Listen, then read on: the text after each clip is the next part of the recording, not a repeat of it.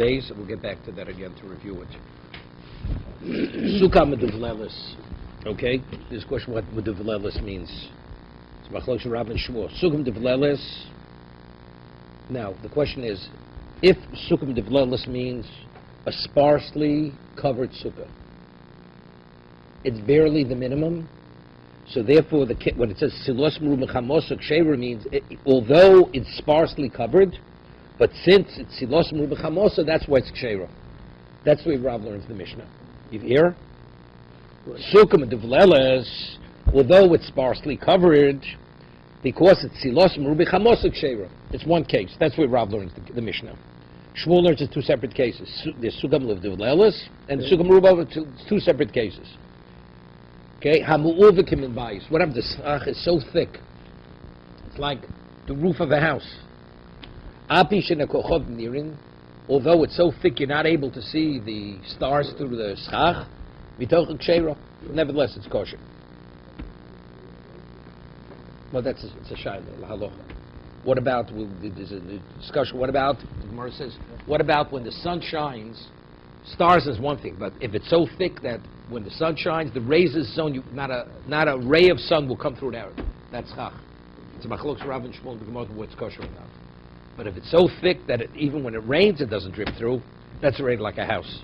So it's a machlokes. It's a machlokes haposkim, whether it is or not. My duvlelis. What is the meaning of duvlelis?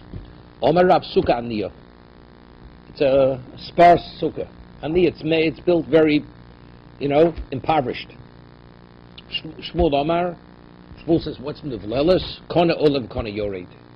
What happens like this? You have schach, but it's not one continuous covering. You have higher and lower. We'll see in a moment. You have some schach, let's say, at one level. Now, you shift over a little bit, it's a lower down. And it's various levels. But we'll see. If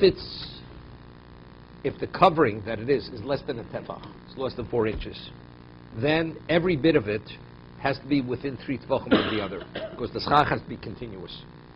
They need one continuous expanse of schach. So if it's within 3, we always said, well, what's 3? 3 is lavud. So it's considered all connected. Lavud is attached. It's attached. So Allah Moshe Sinai, that anything which is in 3 tefachim, we had earlier the Mishnah says if you have a wall and the schach is within 3 tefachim of the wall, it's equivalent of the wall touching the schach. It's touching one another. Okay?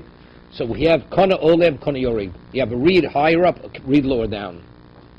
Rav Toni Chado. Rav learns the Mishnah as one case, because Rav learns the Duvlelis means what? Aniyah. Sparsely covered. Shmuel Toni Tarti. Shmuel learns the Mishnah as 2 cases. 2 separate cases. Rav Toni Chado. How does Rav learn the Mishnah as one case? Sukkah meduvlelis. My meduvlelis. What's the meaning of the word meduvlelis? Meduldalis. Meduldal. It means sparse. It's like hanging. Just hanging. Doesn't make a difference. Even though it's hanging, it's very sparse, but as long as it's it's valid.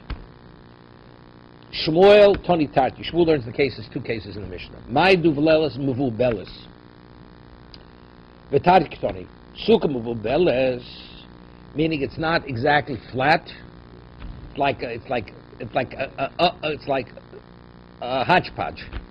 That's what it means. Ksheira. It's ksheira. That's one case. And also, ksheira. 2 separate cases. You have the case, although it's not one expanse of schach, it's like it's not even. One's higher, one's lower. Ksheira.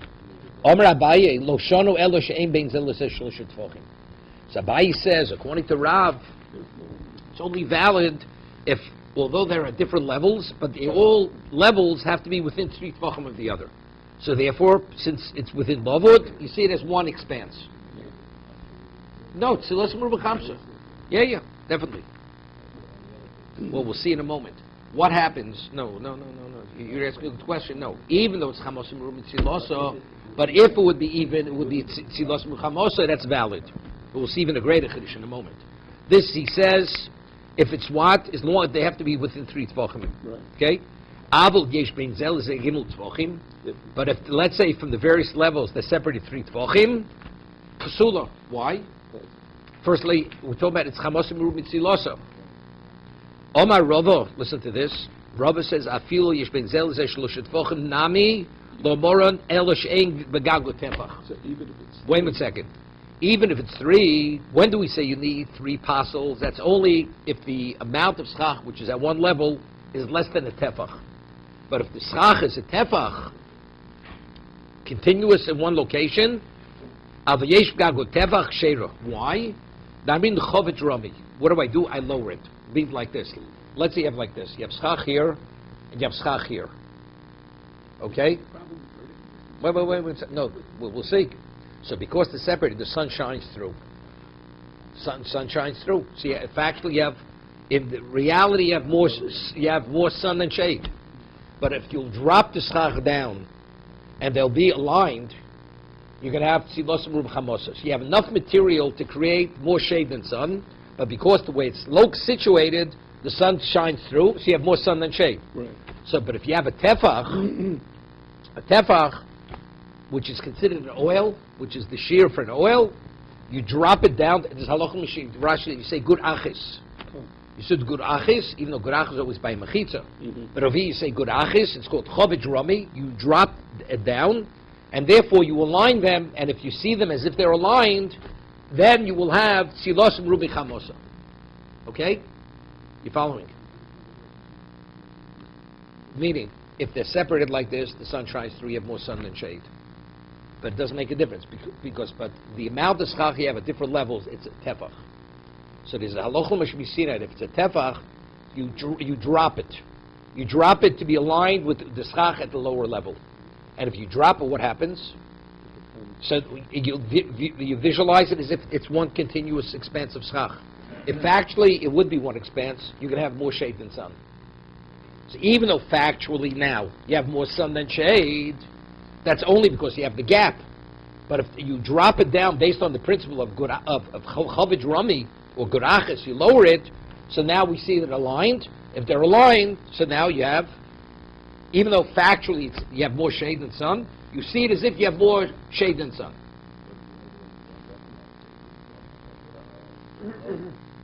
No. So if it's less than a tefach, we'll say the same thing. If it's within 3 tvachim, even though you have more sun than shade coming through. No, we're saying even if it's more, there's 3 tvach more, that you can't say lavud. If it's less than a tefach, then it has to be within 3 tvachim to be able to say lavud. So we see them aligned, and then we see it as if it's tzilos meruv chamos, even though it's chamos meruv tzilosa. But if it's a tefach, even they could be feet away apart. Based on the principle of chovet rami, I drop it down and I align it, that I see it as one expanse. So therefore, it's the equivalent of tzilos meruv chamosa of the schach. It could be made of grass or whatever it's made of. Right? That we'll see. We'll see the application. And Rav will tell you where does he see it. Because we see it regarding tumah. If you have, let's say, the remains of a person in a house, and you have one solid roof, what happens? The roof covering contains all the tumah. But let's say you have beams, and the beams are separated. And let's say they're separated more than 3 tvachim apart. And the beam would be less than a tefach wide. So we'll see. If they're within 3 tvachim one another, you see the beams aligned, and if they're aligned, it's like a solid roof, solid ceiling. The tumah is trapped under there, so everything. But let's say it's more than 3 tvachim or more, where you don't say lavud. So then the tumah goes out through that hole. Goes straight up. What about if you have a board which is a tefach wide, and it's way up? Yeah? In the middle or on the side? No. And if you would drop it, you'll align them. Good. So then the halacha is you see it as if they're aligned, Right. and everything's the tumah. It's like a solid ceiling. That's Rabbi's proof that you say chovet rami, as you say by tumah, you say it over here in regard to sukkah. Let's see it inside. Amar Rav Nami Allah. Where do I know this halacha that if we differentiate between if it's a tefach or it's less than a tefach? If it's less than a tefach, they have to be lavud. They have to be within 3 tvachim. But if it's a tefach, they could be endless feet apart. Okay, but I drop it. The chi isbei aleph. Excuse me. Chi is tefach. V'chiles leitefach lo aminon. Right? Chiyis beitefach amin chovetram. V'chiles leitefach lo amin chovet. Ditnan. Koros habayis v'aliyah. You have the boards of the house or the aliyah, the upper level. Shein alei mezivo. There's no plaster on it. Just bare boards. They mechuvanos. Yeah? They're exactly one on top. You have two stories. Look. You have a lower story and you have an upper story. Okay? And the plaster's torn off, and now you have gaps in the floorboards. So you can see the ceiling, the overhead now. So you see the beams of that cover the first level and the beams that cover the second level. Let's say the beams of the upper level are right on top of the beams of the lower level, right? And the beam is a tefach wide. You have tumah exactly under that beam, which is a tefach. What's the halacha? It's trapped under there. Right. It doesn't go to the upper level because you have a beam which is a tefach wide. For tumah, that's an oil. It's trapped under there. What about if you have the two beams we'll see in a moment, and the tumah is on the top of the beam which covers the lower level, and on top there's another beam on top of that. 20 feet above it. It's irrelevant how far. Tumah goes up, but because there's a beam which is exactly aligned with the lower beam, it's trapped between the two beams. Right? Because an oil, tefach traps it. Okay? Now, that's the way it starts. What happens now, the beams, they're not aligned, but they're adjacent to one another, but at different levels, that if you drop it down, they will be aligned. Okay? And it's within 3 tefachim, or a tefach. We'll see in a moment. Koros habayis v'aliyah. It's a Mishnah Olis. You have the beams of the house and the second story. Shein aleim aziva. The plaster was stripped away. Ve'emu chuvanos. They're aligned, one on top of the other. Tumah tachas achas mehen. You have the remains of corpse under it. Tachteh tomei. So if you have kalim under that beam, those kalim will be tomei. Bein tachteh hatachton l'elyona. What about it's on top of the beam which covers the ceiling and the upper beam? Yeah? Beinaim tomei. What's between that lower beam and the upper beam is going to be tomei. Al gabi elyona. What about it's on top of the upper beam? That means it's facing the sky. Right? Tumah always goes up, it doesn't go down. Correct? Kenegda ad l'rakia. Anything that's over that, up to the sky, is going to be tomei, because we say tumah is bukas v'olah. Tumah goes upward. It doesn't go down. Unless it's trapped, it doesn't go down. So let's see, I have a board and I have tumah right here. I have tumah on my roof. A corpse is on the roof. The house nothing happens to the house. Everything in the house remains intact. But anything, let's say, you'll have a person jumps over the roof. And when he jumps over the roof, he passes over the remains of the person. He becomes tomei, because the tumah goes up. So anything above that remains of the mess becomes tomei. Depends how small the hole is, or how big the hole is. No, it doesn't. Never goes down. Down will never go. Doesn't make a difference. It's on the roof, only up, goes up. Okay? Let's say it gets trapped. It's trapped within the house. We'll see in a moment. So if it's al gabi elyon, it's on top of the upper beam of the second story. Kenegd adorkia tomei. Hoyo helyonos kebena tachtonos. Yeah. What about if the upper beam, if you'd lower it, it will be in between the lower beams, right? The spaces. You have a beam. Let's say the first foot you have a beam at that. Now the next foot on the upper level you have another beam. Okay. Tumah tachtein, right? Hoyu elyon bena tachtonos. Tumah tachtein. Tachas kulan tomei. Yep. Other that it's tomei. Al gabeim. If it's on top of them, kinegd another rakia tomei. Very simple. The Tony Allah said regarding this, Bizman b'medvar memurim. Bizman sheishmen tefach. It's speaking that the beam itself is a tefach wide, okay? Ubeinei posech tefach. And in between the beams, the space is a tefach. Avol ein beinei posech tefach. Let's say the space between them is less than a tefach. Tumah tachas achas me'en tachteh tomei. Beinei val gabein tor. Yeah. Ein beineim tefach. You hear this? What about if the beam itself is machish b'hed tefach or beineim posech tefach? Avol ein beineim posech tefach. It's less than a posech tefach between them. Tumatachas achsmen tachter tomei beineim v'gabeim tor. Almo ki ispe tefach aminu chavadromi. Meaning, when do I drop the beam, which it gets trapped under the beams? That's only, we said, if the beam is a tefach wide. That's when you drop it. It's dropped. Now it's trapped. And also for tumah, if it is a tefach, it goes out. So if it's less than a pesach tefach in space, less, then it's trapped. So that's the basis for Rava, that was just as by tumah. When do I see it as an oil? To apply the principle to drop it, that's only if it's a tefach. So therefore, when Abai says, when we say chavarami regarding a sukkah, you have to have 3 tvachim from one level to another within 3 tvachim, that's only if the schach is less than a tefach. But if we a tefach, I would drop it down. Yosef Kano Kovadosh Maitzo.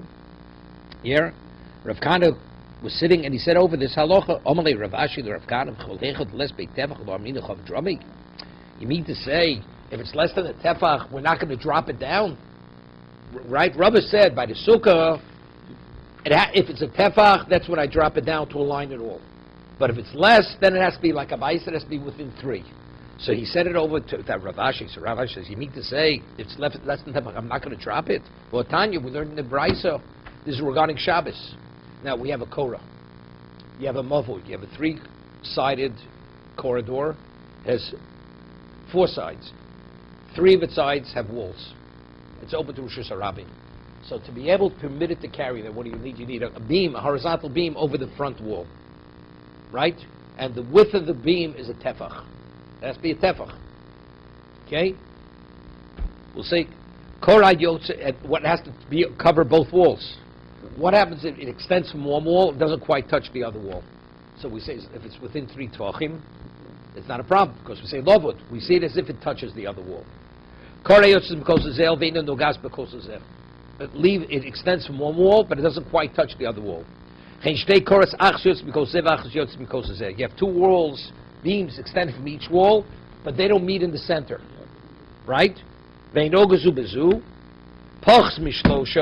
they're less than 3 tvachim between the beams or between the beam and the wall, you don't have to bring another beam to bridge the gap. That's considered attached. Of course, based on principle lavud, they're attached. Shlosha, but if the gap is 3 tvachim, we don't apply the principle of lavud. That's the Tanakama. Rav Shimon Gamliel says that you say lavud up to 4 tvachim. So Machlokas Tana, we rule up to 3. Rav Shimon Gamliel says no. Pochos ne'arbo ain't tzorch lavi korach eres. If it's less than 4 tvachim, you don't have to bring another beam. Why? Because you say lavud. Arvo, but if it's 4 tvachim, tzorch lavi korach eres. Okay, that's simple. Now, an interesting case. What about if you have 2 beams? You got it? And the beams come out of each wall, but they're not quite aligned. One comes out over here, higher, and one comes down lower. But if you lower it, you're going to attach them. Do you see them attached or don't you see them attached? Okay?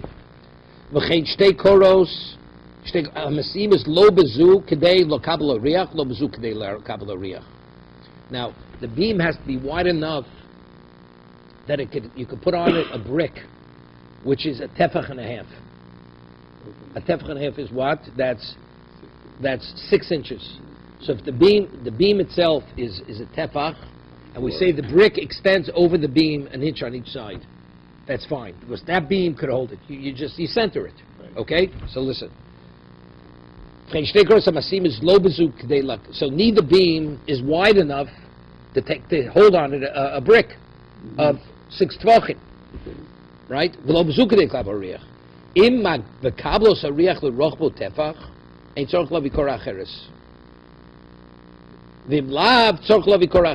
If together the 2 beams, they're different levels. You have to drop it. Right. Now, and it will be wide enough, you can put a tefach on it, then it's fine. Reb Shimon Gamliel Ain't tzarich lo v'kor acheres. It says, does not make a difference as long as if you could put 3 tefachim to the length of the beam, even though the width is not wide enough, it's fine. V'im lav tzarich lo v'kor acheres. Hoy achas l'mal v'achas l'mato.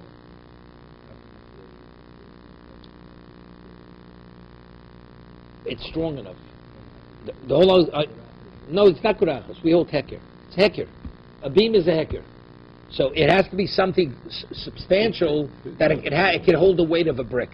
Right? So either it's a tefach, or it could hold a 3 tefach brick in the length. Okay? 1 second.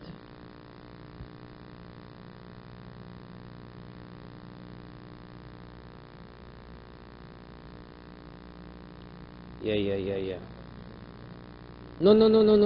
With the first case of Masimus is not the case. That's the case. Masimus means they're opposite to one another. Masimos, they're aligned.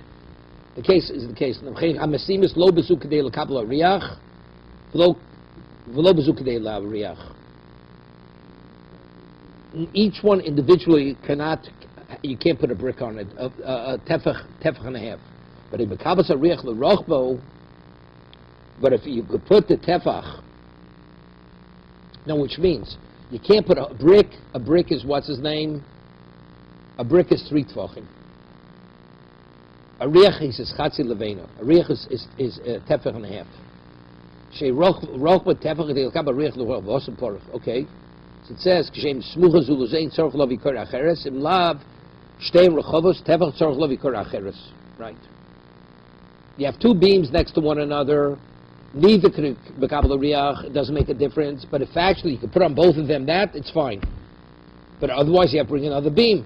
Shmuel says no. But as long as you can put on the length of the beam, 3 tefachim, it's good enough. But what about hoyel achs l'may lavachs l'mato? Let's say the beams are not aligned. They're different levels. So now, do we see them as joined or not joined? We see the upper beam as if it's lowered. Yeah? You join them. Now, a mavui, the beam cannot be more than 20 amos, because it's out of the eye range of a person. Like we have by schach. We said, as long as the upper beam is not above 20 amos, because then it's below. It's also too low. I mean, the Choved Rabbi, Avagav less big tefach, but over there we're talking about 2 beams that are less than a tefach, and you're joining them to be able to hold the brick. As it says, so what I'm saying, we say, as long as they're both within 20 amos, we lower them to see it as a beam of a tefach. So you say Choved Rabbi, even though it's not a tefach, they don't have to be within Lavud. It's called the Kakasha. That's Rav Ashi's question. Right? It's asking a phenomenal question. You did tefach, and you bring me a rye from Tuma. That was his proof. He says, but I have a question from Mavui. That you see, when is it a valid Korah? As long as they're both within 20 amos, even though it's less than a tefach, each beam, I drop it to align them. It should be the equivalent of a tefach, the beam. No, nobody argues this. Nobody argues. This Rabbi Yossi, Rabbi Yehuda says. Right? Nobody's arguing Rabbi Yossi, Rabbi Yehuda. Right? 1 second. So how do I answer it? 1 second. Omalei. So he answers, Rav Kana answers, Rav Ashi. Truit Svei Mahochi. You have to read the Brisa differently than you're reading it.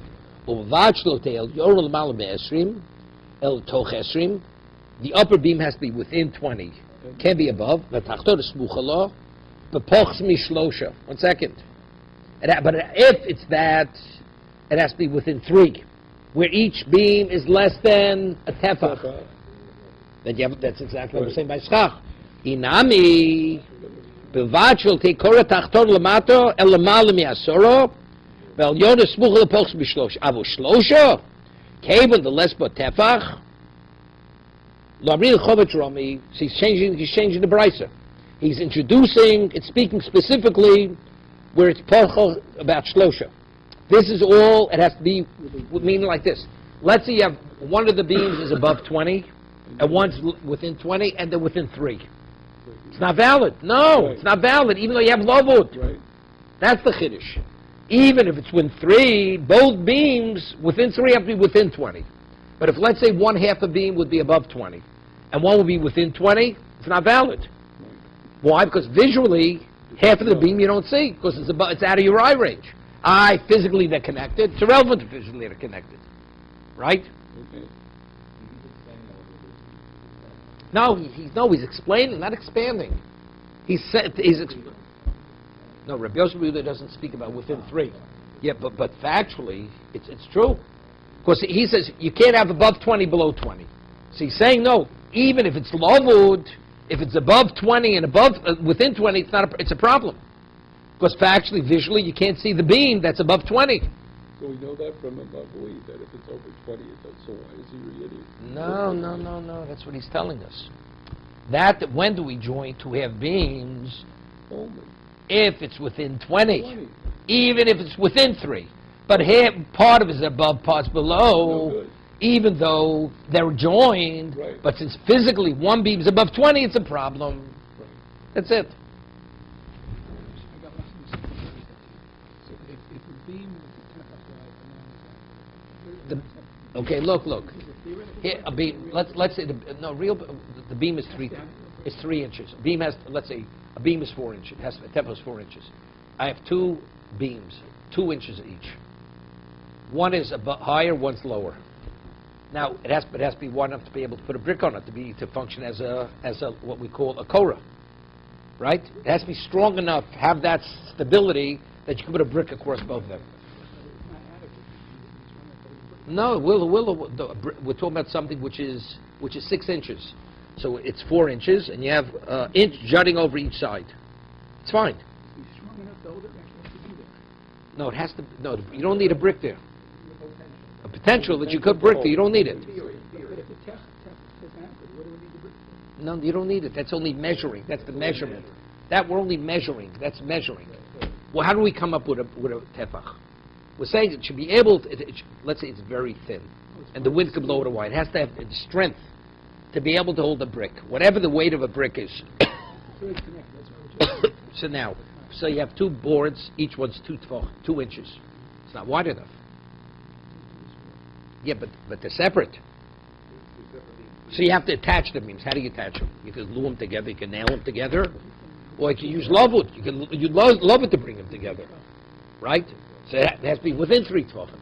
So until now we're speaking about they're aligned, but there's a gap. What about they're aligned, and if you lower it, they'll be perfectly aligned, right? But one's higher, one's lower. So we say if it's within 3, you see them together. What about let's say one beam is above 20, one's within 20, but they're both within 3. It's not valid. Because but they're aligned. It doesn't help you, because factually, visually, you have to see the full beam. And here visually, you don't see the full beam. Because half of it's above 20.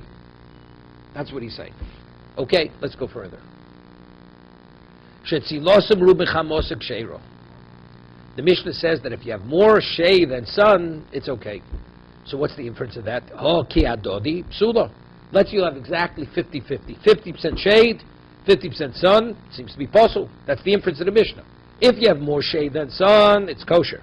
So what's the inference of that? But if it would be exactly 50-50, it would not be kosher. You got it? Right. Okay. It's where you're going to measure it from. It's at the top of the bottom. No. You read ahead. No. So you're getting confused. No. In the sukkah. Within the sukkah, you have to have, it says, if you have more shade than sun, it's valid. So let's say now in the sukkah I measure, you have 50% sun, 50% shade. It's not valid. Okay, that's the inference of our Mishnah. We learned earlier on Daf Beis. If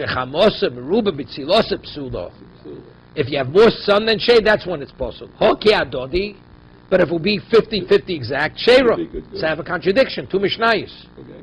Right, so how do we reconcile? Lokasha, Kamel Lamala, Kamel Lamato. What does that mean?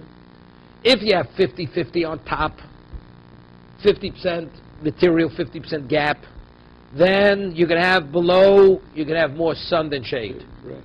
Right? K'zuzah meleel kistira melasachas. When you have a zuz, which is a small coin above, below it's going to be broadened. Right. Okay? So Rashi explains. No. One's talking about the material, and the other one's talking about the actuality inside the sukkah. He says, you have a reed, a gap, a reed. Exactly, the space is exactly the width of the reed, which is kosher schach. I feel mitzum psula. Why?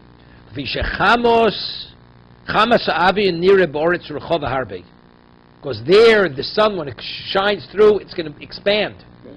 It's going to be more than 50%. So what's the case when it's exactly, it's good? Meaning, when you have a majority of kosher schach above, even though in the sukkah it's going to manifest itself 50% shade, 50% sun, it's valid. But how much schach do you have? You have more schach than gap. Yeah? So if the reeds are slightly wider than the space, it's okay. It's only 50-50, it doesn't make a difference. Okay? As he said, if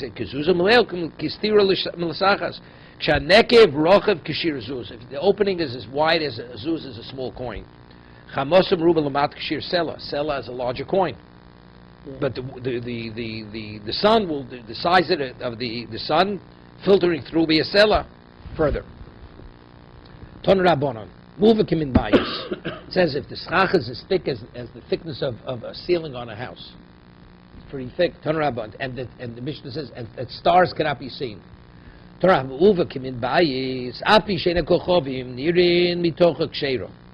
though it's as thick as the roof of a house and that you can't see the stars, it's valid. Right? What about, Nira mitocha ksheira. Ein kochvi chama, nira mitocha. What about even the rays of the sun doesn't penetrate the schach? That's how thick it is, which is much thicker. Beishamai post and still machshirim. Beishamai says it's not valid, Beisil is still valid. But I told you, there's another shear, what it's so thick even the rain doesn't drip through. That's a machlok seposkim, whether it's valid or not. Because you can construct a sukkah, you make it so thick that the rain can't drip through. Is that called a bias, or is that called? But my intention was only for shade. Yeah. It's wrong what your intention is, but really it's the exact same thing as a house.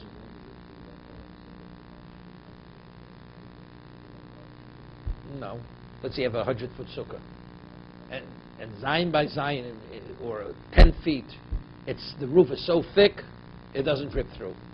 No, so that's the house. What's that different in a house and versus your porch?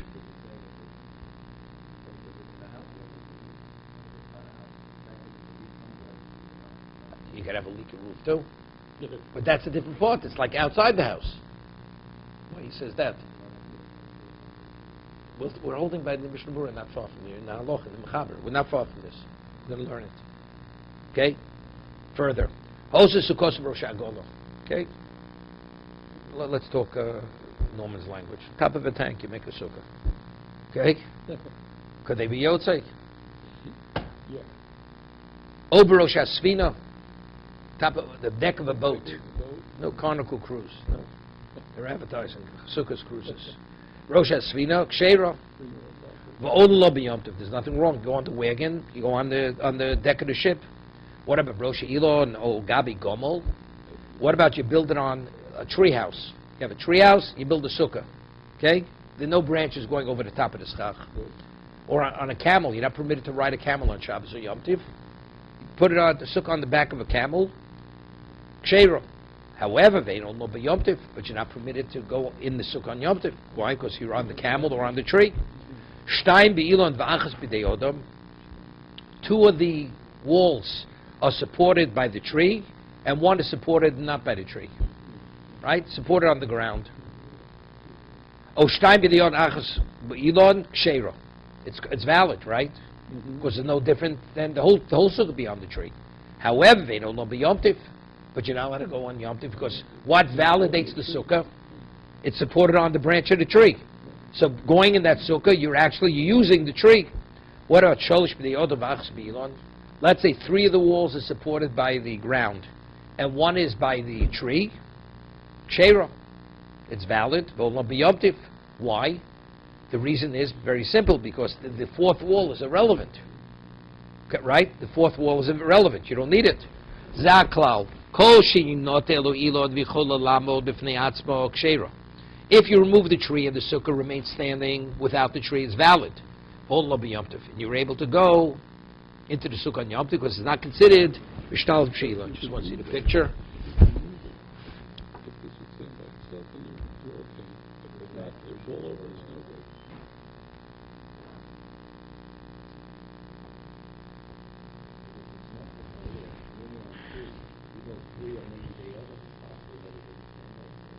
Right.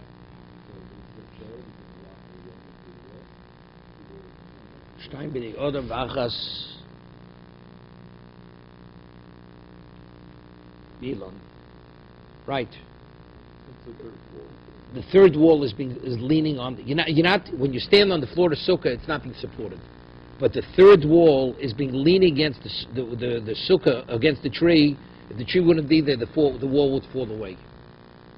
It's not valid. That's shtein b'nei odom v'achas b'ilon. But let's say you're not standing on the tree. You see? On Yom Tov, it's valid. No, during the week. Here, you see the picture. If not for this tree, the 3rd wall will fall away. When you're standing on the floor here, you're not standing on the tree. But what's validating the sukkah? The tree. You can't use the sukkah on Yom Tov.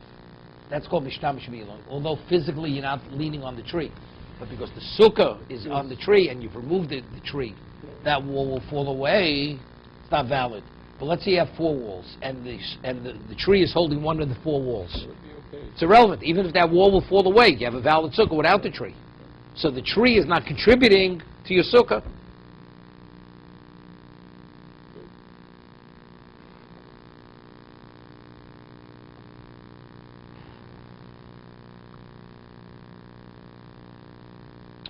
Even though, see, that picture is problematic, because the way we're learning over here. No, 1 second. Because Tosa says, Somach karkos ha-sukkah. It's the floor of the sukkah is on the tree. Yeah. This is it. Shtein b'ilon v'achas b'dei odom.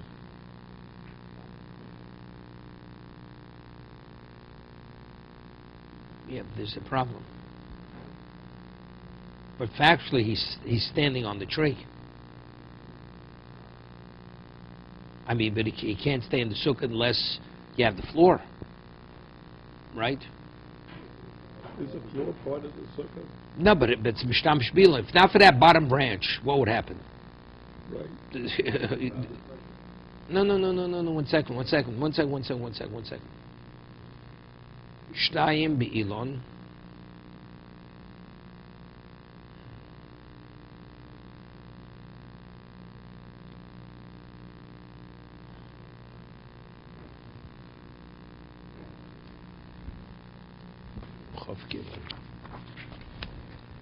This is Shtein b'dei odom achas b'ilon.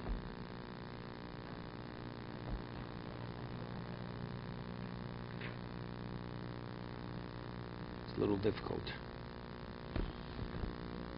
You have to say that the the floor, even though it's on the branch, the sukkah would stand.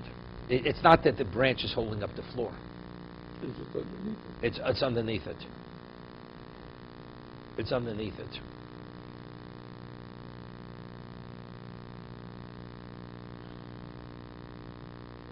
That makes sense. Because otherwise it's irrelevant. You could have all the walls, but if the floor of the sukkah is sitting on the branch, if you don't have the branch, then the whole thing caves in. Right. Right? It falls off. No, but if you didn't have the floor, but you only had the branch, that would be pleasant, right? Because you're walking on the tree. Yeah, but that's not the mechitza. It's Shtein be'ilon v'achas b'dei odom. So now we put the It's floor. not the picture. It's not a good picture. It's not a good picture. The floor is not shtayim. The floor is not one of the mechitzas. We're talking about 2 of the walls are being supported by the tree. Oh, that was the other one. No, the other one's only 1 wall. It's achas. Shtein b'dei odom achas b'ilon. No, no. See, Well, when picture's not. This is easy. the bottom wall is... That's not a bottom wall. It's not. This wall. Okay. No. What's the case of 3 walls of bidei odom, once bidei is the tree. The 4th wall is the tree. Is the floor sitting on the branch? It can't be, because the moment you go on the thing, you're being supported by the tree. If you wouldn't have, let's say, the branch supporting the sukkah, the whole thing would cave in.